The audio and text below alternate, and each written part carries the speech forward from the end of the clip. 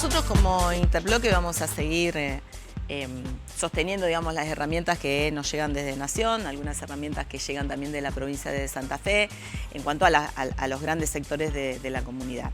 Ahora también vamos a tener que hacer un gran esfuerzo para poder hilvanar todas esas acciones, porque bueno, también hay una renovación en el Consejo Municipal y seguramente vamos a tener que dialogar mucho más para poder darle el ejercicio propio de la dinámica legislativa, pero además con los puntos de coincidencia en donde tenemos que construir. ¿Cuál es el lugar que tenía que ocupar el Consejo Municipal con la ciudadanía? Y creo que es importante, que es un buen momento que además de que nos interpela, nos va a obligar a un esfuerzo mayor aún para hilvanar acciones, para respetarnos las diferencias. Y eso no solamente va a ser hacia el interior de nuestro interbloque, porque también veo la misma situación en el resto de los interbloques, ¿no? Así que ahí las nuevas autoridades del Consejo también van a tener que hacer un esfuerzo como para poder contener todas las miradas y poder accionar a favor del vecino. Tenemos que generar un acuerdo y un consenso contra las mafias. Tenemos que generar el consenso necesario no para pactar con la policía, sino para estar territorialmente cuidando al vecino y a la vecina. Y si nosotros no solucionamos que la ciudadanía tenga la tranquilidad de poder salir a la calle, que el comerciante tenga la tranquilidad de que nadie va a venir a extorsionarlo, y que la justicia además va a poder brindarles herramientas, vamos a fracasar en todos los planos. Y en ese sentido creo que el gobernador tiene que tener una posición mucho más fuerte de la que ha tenido.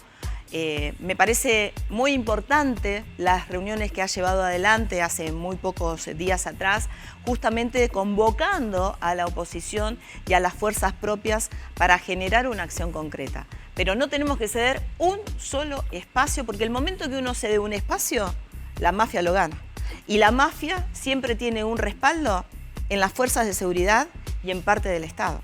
Entonces, tenemos que ser mucho más claros con la ciudadanía y fijar ejes de acción muy concretos y que no se cuele nada que tenga que ver con la corrupción. El presupuesto que aprobamos es un presupuesto que tiene mayoritariamente una recaudación destinada al gabinete social, es decir, básicamente a la salud y lo que es la higiene, y eso es correcto. Ahora, lo demás nosotros trabajamos junto con el intendente, y no lo hablo solamente desde nuestra fuerza política, sino de todas las fuerzas, al modo de decir, bueno, ¿dónde podemos fortalecer una recaudación y que vaya directamente en obras o en otro tipo de política en beneficio del vecino? Y creo que hacía rato que no se veía un presupuesto de estas características. En el marco de qué, digamos, porque esto del déficit cero que presenta el intendente es una meta muy ambiciosa, porque tenemos un nivel de inflación importante, porque digamos hay deuda pública, y entonces ¿cómo vamos acompañando?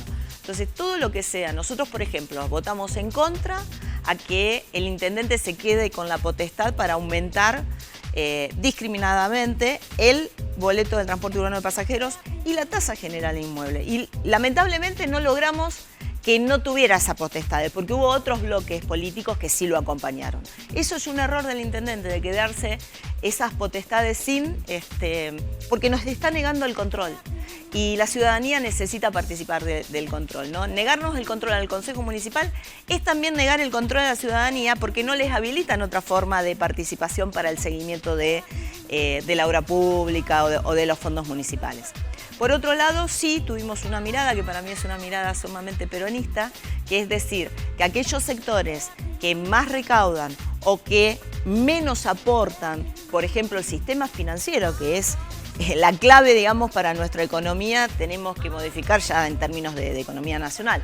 Pero volvamos acá al pago chico, por ejemplo, todo lo que sean los servicios financieros, los bancos, las casas de cambio, las casas de venta de moneda extranjera, tienen que aportar más.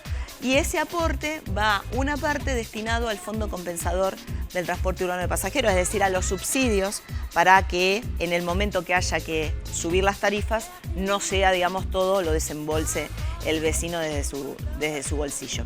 Y por otro lado, esta capitalización que hicimos del Banco Municipal en 100 millones de pesos, que va a estar destinada pura y exclusivamente a hacer frente a los alquileres o a algunos créditos para vivienda, nos va a quedar chico, porque es una de las claves de la ciudadanía. Entonces, estas miradas nosotros tenemos que seguir fortaleciéndola y tenemos que estar controlando la gestión del intendente justamente para poder modificar lo que significa el tipo de presupuesto. Un presupuesto tiene que estar abierto, hay que votarlo, pero tiene que estar abierto, ¿no? Y tiene que estar abierto porque, por ejemplo, los bonos que ha presentado y que lo hemos acompañado, esos bonos van destinados a la pavimentación definitiva en la ciudad de Rosario.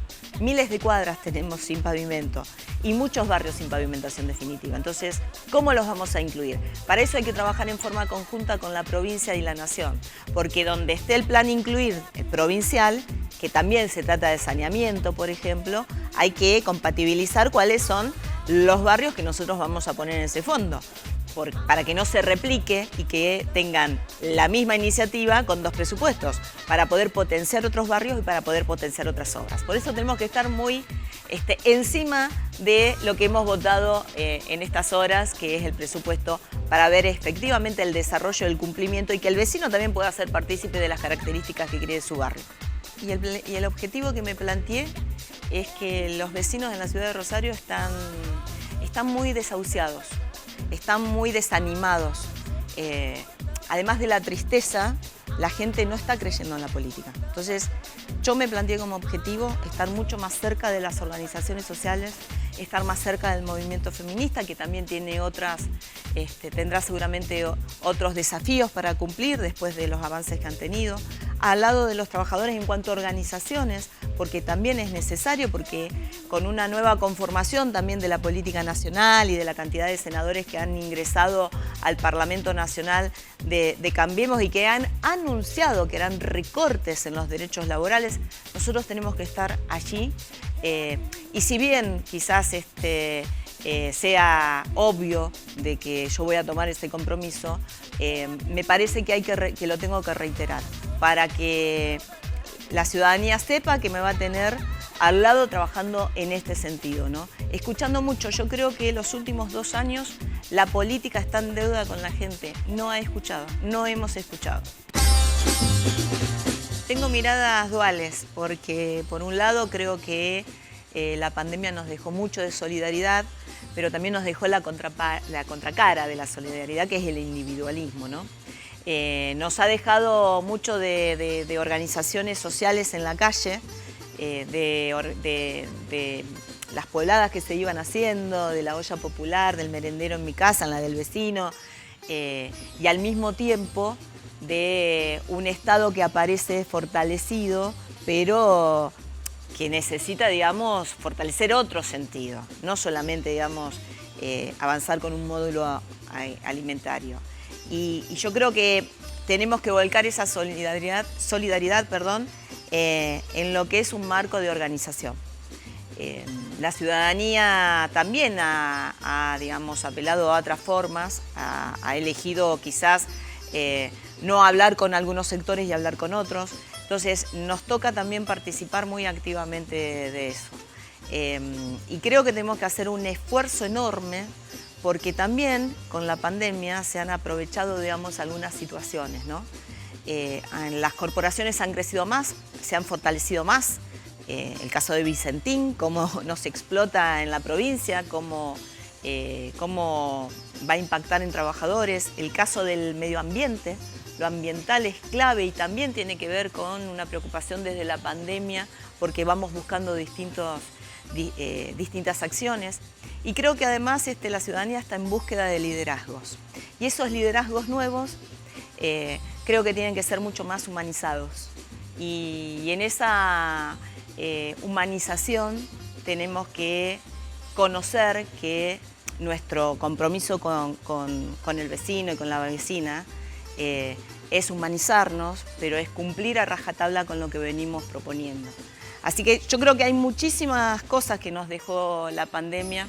No nos ha dejado, desgraciadamente, aún, pero muchas que han sido negativas, pero detrás de lo negativo empieza a haber también una necesidad de modificar conductas, de relanzar liderazgos, de conocer nuevas formas de escucharnos. Todas tienen que ser amorosas, pero todas también tienen que ser con mucha firmeza en no ceder en lugar del Estado, porque es ahí donde se meten las corporaciones que juegan para ellas mismas.